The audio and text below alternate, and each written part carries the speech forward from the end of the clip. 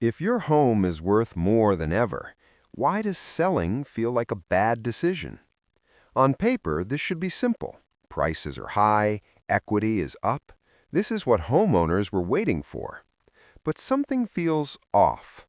Selling doesn't feel like cashing out. It feels like stepping into something worse.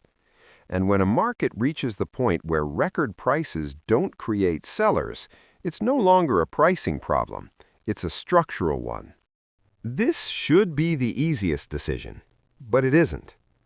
In a normal housing market, this moment would be obvious.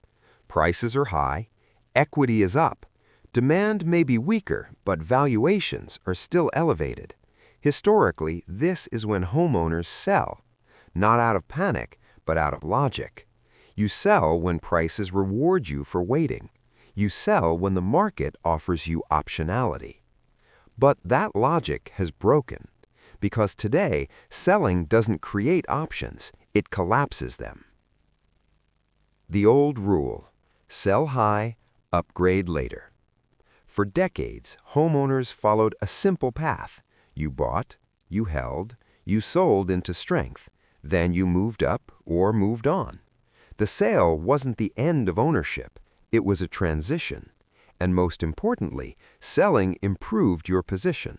Lower monthly payments, better location, more flexibility. That's no longer true.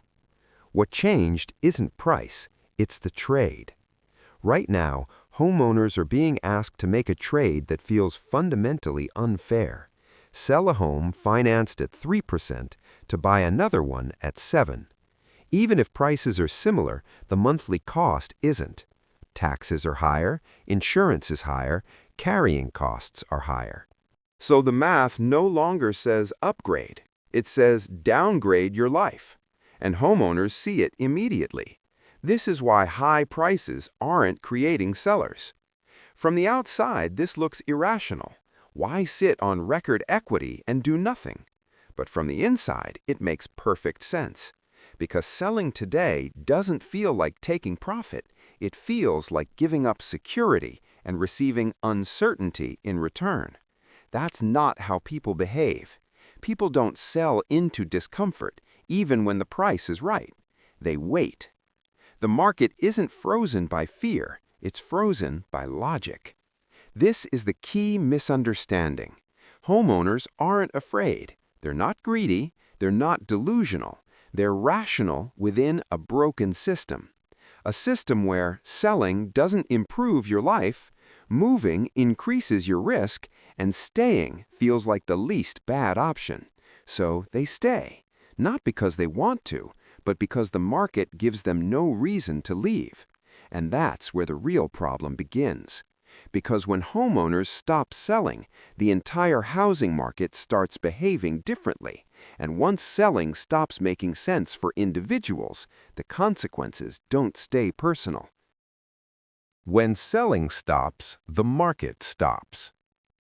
When homeowners decide not to sell, it doesn't just affect them. It changes how the entire market functions.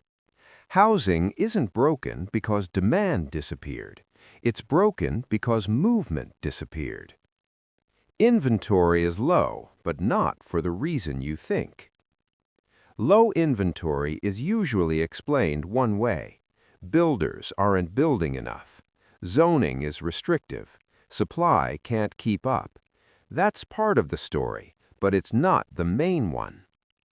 The real supply problem isn't construction, it's turnover. Homes aren't coming to market because the people inside them have no incentive to leave.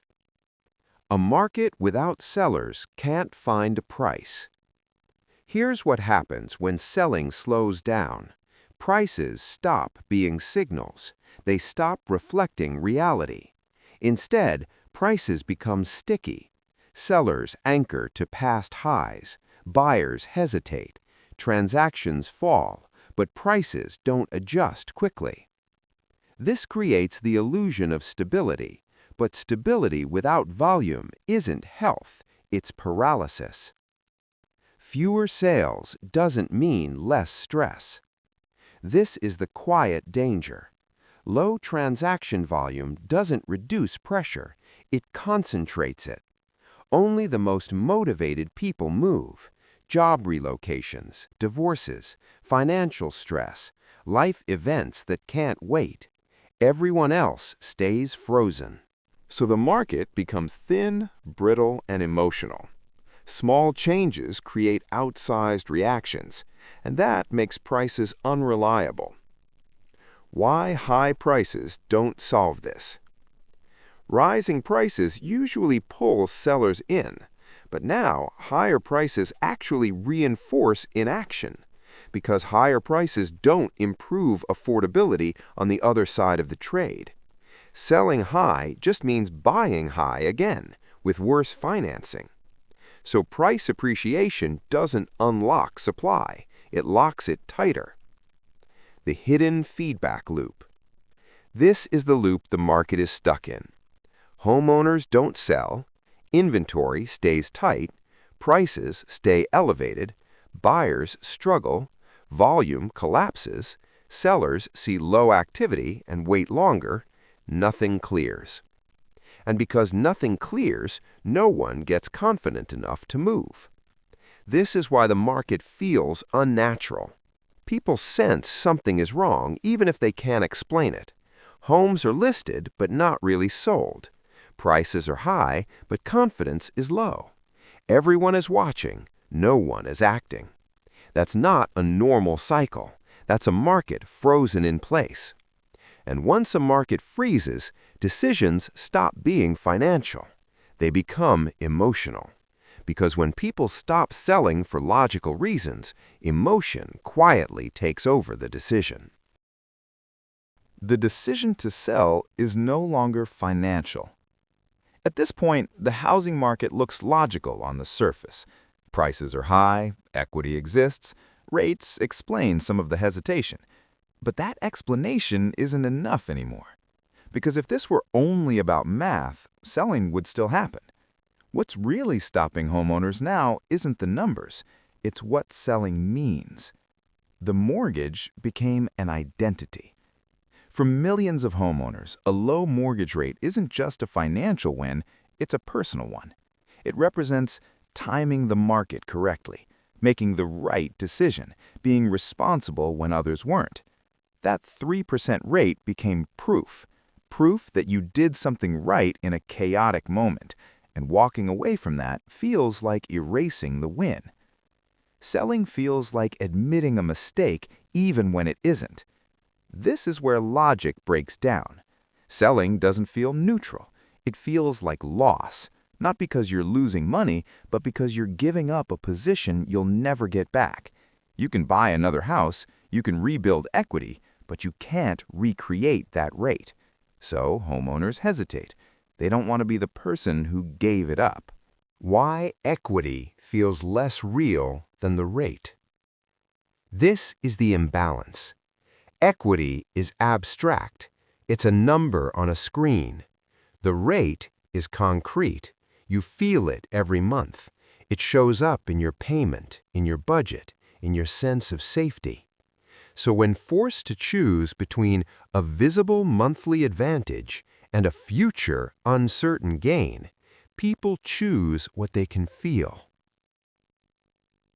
Loss aversion is driving the market. Behaviorally, this makes sense. People fear losing what they already have more than they desire gaining something new. In housing, that fear is amplified because the loss isn't just financial, it's emotional stability, predictability, control. Selling threatens all three, so homeowners rationalize staying. They say, "I'll wait one more year. Rates will come down. This is temporary." Not because they're wrong, but because those stories reduce discomfort. This is why supply won't return easily. As long as selling feels like loss, inventory won't normalize. Not with incentives, not with price signals, not even with mild rate cuts, because you can't outbid emotion with logic alone. And until that emotional barrier breaks, homeowners will keep choosing the same thing. They'll stay. Selling isn't avoided because it's impossible. It's avoided because staying feels safer. And that illusion of safety comes with a cost most homeowners haven't calculated yet. The hidden cost of staying put. Staying feels safe. That's the story homeowners tell themselves. You keep your low rate, you avoid higher payments, you don't take on new risk. On the surface, that sounds responsible. But safety in housing today is deceptive, because what looks stable financially often hides growing pressure underneath. Staying isn't free. The costs just move. Most homeowners think in one dimension, the mortgage payment. And yes, that number is low. But housing costs don't stop at the mortgage. While homeowners stay frozen, everything else keeps moving. Property taxes reset higher, insurance premiums surge, maintenance costs rise with inflation, HOA fees quietly creep up. None of these costs are locked at 3%, so even without moving, the cost of staying increases every year, slowly, quietly, predictably. The opportunity cost no one calculates. This is the cost that never shows up on a statement. When homeowners don't move, they don't just preserve a rate, they give up flexibility. They stay tied to a specific job market, a single local economy, one cost of living trajectory. If better opportunities appear elsewhere, they become harder to reach. A higher-paying job in another city isn't a win if housing wipes out the raise. So homeowners adapt their careers around their mortgage, not the other way around. Homes are becoming anchors, not assets. Housing used to be a tool. You used it to build wealth, change locations, adjust your lifestyle. Now, for many homeowners, the home dictates the lifestyle. You remodel instead of relocating. You tolerate longer commutes. You accept less mobility, not because it's optimal, but because it's cheaper than leaving. Over time, the house stops working for you. You start working around it. Equity that can't be used is not power. On paper, homeowners look wealthy. House values are high. Equity is at record levels. But access matters more than totals. Cash-out refinancing is gone. HELOCs are expensive and restrictive. Selling unlocks equity, but forces you into worse conditions. So equity just sits there. It doesn't improve cash flow. It doesn't reduce risk. It doesn't create options. It becomes a psychological cushion, not a practical one. The risk of complacency. The longer homeowners stay, the more confident they become that staying is the right choice. This is dangerous because it assumes income stays stable, health stays intact, family situations don't change. But housing cycles don't end when people choose to move. They end when people are forced to. And forced decisions are always worse than voluntary ones. Why this pressure builds slowly, then suddenly? Nothing in this phase feels urgent. Payments are manageable. Prices aren't collapsing. Life goes on. That's why it's easy to ignore. But pressure doesn't need drama to be real. It just needs time. And over time, staying stops being neutral. It becomes costly. Not all at once, but cumulatively. The shift no one wants to admit. At some point, homeowners realize this. They didn't choose to stay. They drifted into it. And drifting feels safe until you look up and realize the market moved on without you. Staying was never supposed to be permanent. But once enough homeowners choose it at the same time, the market itself begins to change. And in the next chapter, we'll look at why this collective decision is reshaping housing in ways that don't reverse easily. When homeowners refuse to sell, the system adapts, and not in your favor. At first, homeowners refusing to sell looks like patience. People say they're waiting. waiting for rates to fall, waiting for clarity, waiting for the right moment. But when millions of homeowners wait at the same time, the market doesn't pause, it adapts. And the way it adapts is rarely friendly to the people standing still. A market built on movement can't survive without it. Housing is not designed to be static. It depends on people upgrading, downsizing, relocating, recycling homes back into the market. That movement is what creates balance. When homeowners stop selling, that circulation breaks. Homes stop flowing from one stage of life to another, and when flow disappears, everything downstream changes. Builders stop building for homeowners. This is already happening. When resale inventory stays locked, builders don't compete with existing homeowners. They pivot to what moves fastest. That means smaller homes, higher density developments, build-to-rent communities. Not because they want to, but because that's where demand still exists. The market quietly shifts away from ownership pathways and toward permanent occupancy. That's not a cycle, that's a structural pivot. Rent becomes the release valve. When homeowners won't sell, pressure doesn't disappear, it reroutes. Buyers who can't find homes don't vanish. They rent longer, they rent smaller, they rent with less leverage. This keeps rent elevated even when prices stall. And higher rents create a cruel loop. Renters can't save. Saving delays ownership. Delayed ownership increases rental demand. Homeowners staying put push pressure onto everyone else. The market stops rewarding patience. This is the turning point most people miss. In earlier cycles, waiting was smart. You waited for better prices, better terms, better opportunities. In this cycle, waiting doesn't improve your position, it just preserves it. And preserved positions slowly decay. Taxes rise, insurance rises, maintenance compounds. The longer you stay, the more the system adjusts around your immobility. Liquidity leaves, fragility replaces it. When transactions dry up, liquidity leaves the market. That makes prices more fragile, not more stable. With fewer sales, each comp matters more. Each forced sale carries more weight. Each shock travels farther. The market becomes thin. Thin markets don't absorb stress, they amplify it. And when stress finally surfaces, it doesn't look like a smooth correction. It looks uneven, unfair, and confusing. Why this doesn't end with a rate cut? Many homeowners are still anchored to one hope. If rates fall, everything unlocks. That assumption underestimates how much damage stalling does. A rate cut doesn't restore lost mobility, reverse delayed life decisions, rebuild confidence overnight. It may create activity at the margins, but the core problem remains. Selling still feels like stepping backward. And as long as that feeling exists, supply stays constrained.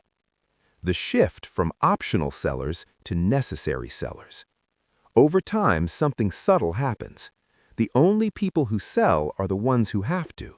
Not because they want to time the market, but because life intervenes. Job loss, health issues, family obligations, financial pressure. These sellers don't wait for perfect conditions. They accept the market as it is, and they set the new reference points. That's how pricing power slowly shifts, without headlines, without panic. Homeowners aren't the villains, but they aren't in control either. This is important. Homeowners aren't wrong. They aren't greedy. They're responding rationally to bad choices. But rational individual decisions can still create a broken collective outcome. The market doesn't care about intentions. It responds to behavior. And the dominant behavior right now is refusing to move. The quiet redefinition of ownership. Over time, ownership itself changes meaning. It stops being a stepping stone, a flexible asset, a life adjustment tool, and becomes a fixed position, a defensive choice, a long-term commitment you didn't plan to make. That's a very different system than the one most homeowners bought into. The question no one wants to ask. At some point, every homeowner faces this. Are you staying because it's truly better, or because every alternative feels worse? Those are not the same thing. And markets built on least bad options don't heal quickly. They stretch, they strain, and eventually they force decisions that could have been easier earlier. Refusing to sell feels like control, but when enough people make that choice together, control quietly shifts away from homeowners altogether. And in the final chapter, we'll talk about what this market actually rewards now, and why understanding that matters more than predicting where prices go next. What this market really rewards now. For a long time, housing rewarded one behavior above all others: participation. You bought, you moved, you upgraded, you stayed active inside the system. That participation created opportunity. Today, that rule has changed. This market no longer rewards activity. It rewards position. Ownership is no longer a strategy, it's a stance. Most homeowners didn't plan for this. They didn't buy intending to stay forever. They didn't lock in a low rate to freeze their lives. But that's what the system quietly turned ownership into, a stance you defend. You're not optimizing anymore. You're protecting what you already have. And protection changes how people behave. They become conservative. They avoid risk. They delay decisions. That behavior is rational, but it comes with long-term consequences. The market rewards flexibility, not loyalty. Here's the uncomfortable truth. The market isn't kind to people who stay loyal to it. It rewards flexibility, the ability to change locations, adjust housing size, shift income sources, absorb shocks. Ironically, homeowners with the best mortgages often have the least flexibility. They can't downsize easily. They can't relocate cheaply. They can't re-enter the market without penalty. So the thing that once felt like an advantage becomes a constraint. Why waiting is no longer neutral. Waiting used to be strategic. You waited for a better price. You waited for better terms. You waited for the cycle to turn. Now, waiting is defensive. It doesn't improve your position. It just preserves it. And preserved positions decay quietly. Not because you did something wrong, but because the system adjusts around you. Costs rise. Opportunities narrow. Choices shrink. The final misunderstanding. Many homeowners believe they're choosing stability, but stability isn't the same as control. Stability means things aren't changing fast. Control means you can change when you need to. Right now, many homeowners have the first and very little of the second, and that difference matters more than price charts. What actually matters going forward? The most important housing question today isn't, should I sell? It's, how optional is my life if something changes? Because something always does. Markets shift, jobs move, families evolve, health intervenes. Housing doesn't protect you from those realities. It either gives you room to respond or locks you into place. The closing truth. Homeowners aren't refusing to sell because they're irrational. They're refusing because the market punishes movement more than mistakes. But markets don't stay frozen forever. Pressure accumulates. Decisions get delayed. Then they get forced. And when that happens, the people with flexibility move first. Everyone else reacts. Understanding this isn't about timing the market. It's about understanding the game you're actually in. Because in this housing cycle, the biggest risk isn't buying at the wrong price. It's realizing too late that you stopped having choices. If you stayed until the end, thank you.